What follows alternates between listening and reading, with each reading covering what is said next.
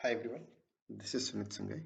और आज का टॉपिक है कि लार्ज कैप से 20% लॉन्ग टर्म में सीएजीआर लेवल पे कैसे रिटर्न्स बनाए जा सकते हैं।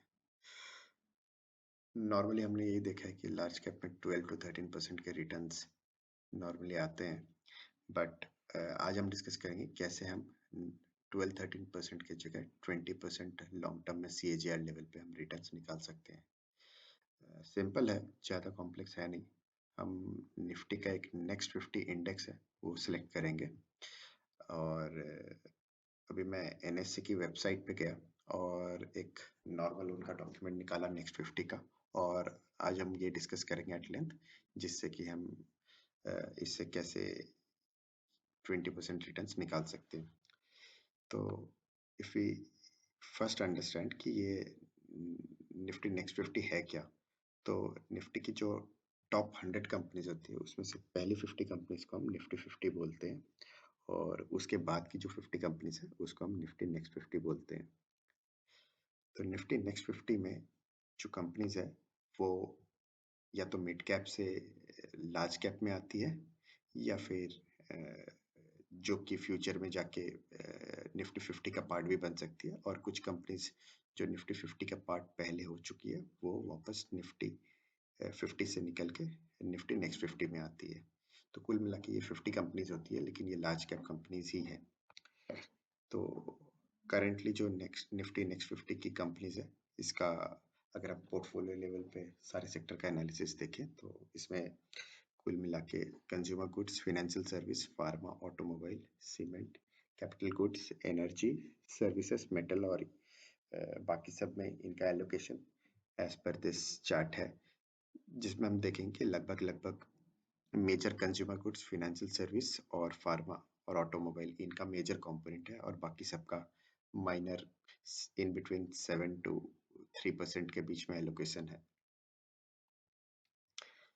अब देखते हैं कि निफ्टी नेक्स्ट 50 की जो कंपनीज है उनका वेटेज कैसा है। तो कुल मिला के आप देखोगे कि जो सबसे हाई वेटेज वाले स्टॉक्स भी जो है उनका वेटेज समवेयर अराउंड 5% ही है, अनलाइक निफ्टी 50 जहाँ पे कुछ हेवी वेट्स का 8 to 12% के बीच का वेटेज भी होता है। अब इसमें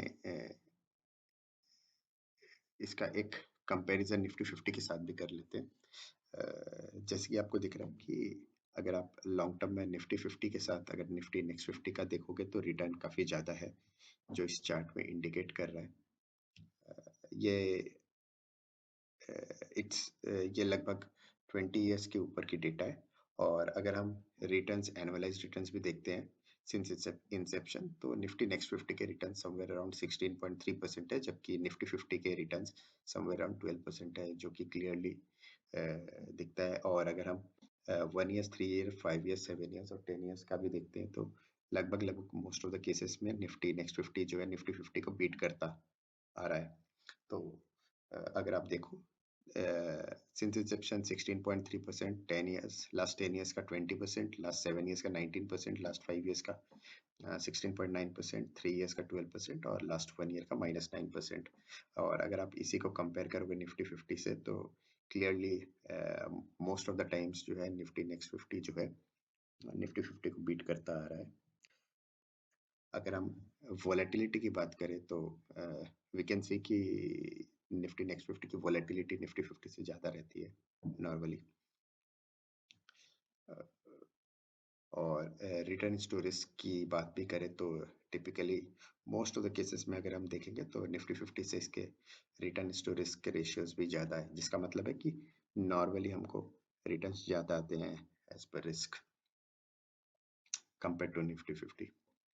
तो ऑब्वियसली रिटर्न्स भी ज़्यादा और वोलेटिलिटी भी ज़्यादा रहती है निफ्टी नेक्स्ट 50 में, बट देन रिटर्न्स भी हमें उसी हिसाब से मिलते हैं। तो अगर हम यहाँ पे देखें सिंस इंसेप्शन 16.3% के लॉन्ग टर्म में रिटर्न्स निफ्टी नेक्स्ट 50 निकाल के देता है, तो फिर हम इसको कैसे इम्प्रूव कर सकते हैं जिससे कि हमारे 20% के रिटर्न्स आ सकते हैं।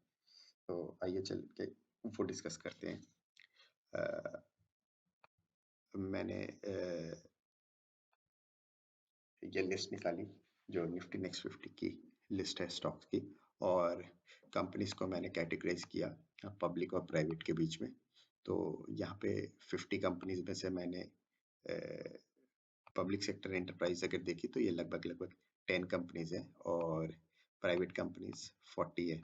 तो अब हम यहाँ पे दो चीजें कर सकते हैं, या तो हम निफ्टी नेक्स्ट 50 का एक इंडेक्स में इन्वेस्ट करें, या दूसरा है कि एक स्मॉल केस बना ले और वो स्मॉल केस में पब्लिक सेक्टर एंटरप्राइज को स्किप कर दें, तो हमारे पास 40 कंपनीज बचेंगी। टिपिकली हमने देखा है कि गवर्नमेंट एंटरप्राइजेस इतने अच्छे इक्विटी रिटर्न्स नहीं जनरेट करके देते, क्योंकि नॉर्मली गवर्नमेंट एंटरप्राइजेस का बिजनेस से ज़्यादा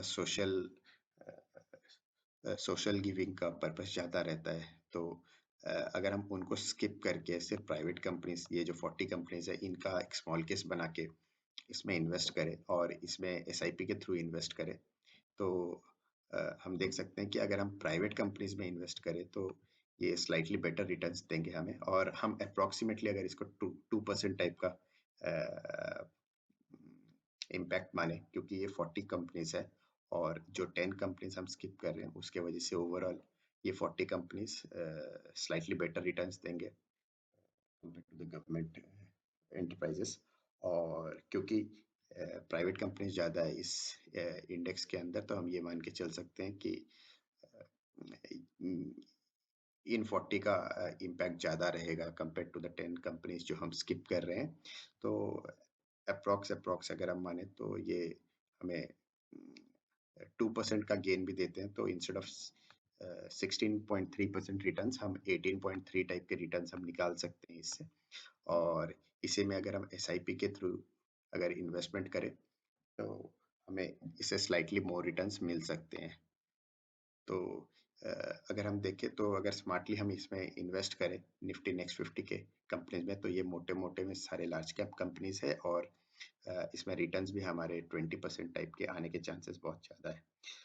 अभी इसी में अगर हम कैलेंडर ईयर के पर्सपेक्टिव से एनालिसिस करें लार्ज कैप के साथ भी, तो हम देख सकते हैं यहाँ पे कि मोस्ट ऑफ द ईयर्स में निफ्टी 50 से ज़्यादा ज़्यादा रिटर्न्स रहे हैं निफ्टी नेक्स्ट 50 के 1996 से लेकर 2018 के ये अगर हम देखें कैलेंडर ईयर में 19, और जबकि वोलेटिलिटी अगर हम देखें जैसा हमने डिस्कस किया था निफ्टी नेक्स्ट 50 की ज़्यादा रहती है, तो इन बैड ईयर्स लाइक 2000 2002 और इवन रिसेंट टाइम्स 2018 और 2008, इनमें निफ्टी नेक्स्ट 50 फॉल भी ज़्यादा करता है निफ्टी 50 के कंपैरिजन, बट देन अगर लॉन्ग टर्म में हम अगर एसआईपी के थ्रू इसमें इन्वेस्ट करें तो रिटर्न्स हमारे काफ़ी ज़्यादा रह सकते हैं निफ्टी 50 के कंपैरिजन में।